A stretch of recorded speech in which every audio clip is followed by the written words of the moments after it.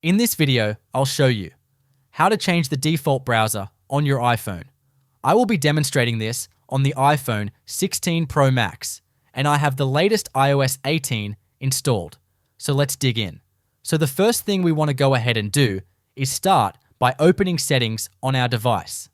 Now, even if you're not going to use Safari, we are going to go to the Safari option, and we can do that by going down to Apps, selecting AS, and then scrolling down to the section of the AS until we see Safari. Now, we will be able to choose a different browser there if we choose, but we can also see if Safari is the default. So once we tap on Safari, then we're going to see the option for default browser app. We're going to tap that, and we're going to see the browsers that we have installed on our iPhone. You can see I have Safari and Chrome. If I want to change to Chrome, I can simply tap on Chrome, and the check mark will be set there. And then I can go ahead and back out of this screen, and Chrome will automatically be the default browser.